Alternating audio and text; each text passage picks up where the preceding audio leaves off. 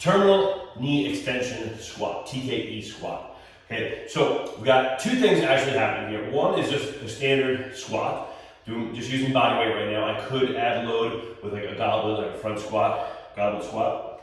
But the main focus here is actually what's happening with this band. Okay, so the band is around the knee, back of the knee, attached at the same height as my knee on the pole. Now I could do this with two bands. Some people like that a little bit better. If you only have one of each color, well then you're gonna do it this way. Another way to set it up if you want to, and you can play with this, is actually take the band and just simply put it around the pole, and then you got two loops. So it's kind of like having two bands.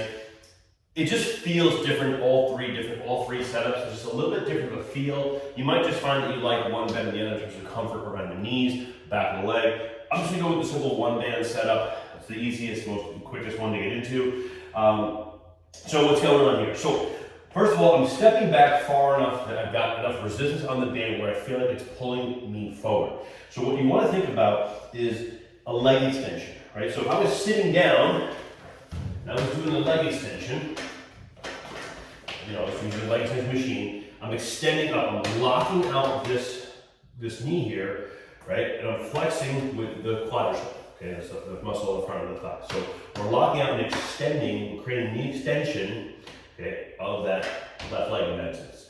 So here what I'm doing is the same thing in terms of the band is pulling me forward, and now I'm extending and locking out that knee, flexing that quad. So the top of your TKE squat is kind of like the peak of a leg extension. Great exercise, by the way, knee rehab, just doing the TKE, which would be finding a load, and we can obviously increase the load with more band, that is going to pull me forward, and I can squeeze to lock out and really flex these muscles here. I'm pushing against the resistance here. So you increase the resistance by obviously increasing the band to a point where you can control the terminal knee extension. You gotta be able to lock the knee out all the way. If you're not getting full lockout, then you're not getting what's called terminal knee extension. You're not getting the benefit of the exercise. So don't overband this. You want to use a band that you can absolutely positively get full lockout and flex those quads. Now that's the TKE. Now a TKE squat is just adding a squat into the exercise. So you kind of, in some ways, killing two birds with one stone, right? You're getting the benefits of a squat, but you're also getting the benefits of the TKE. So it's going to look like this. Lock them out. So remember, you got to remember to lock out and flex those quads each time. And then we're going to go squat to lock, squat to lock. You want to hold that lock for a second or two just to really get that terminal knee extension and flex that quad. Now, you can add load to this, right?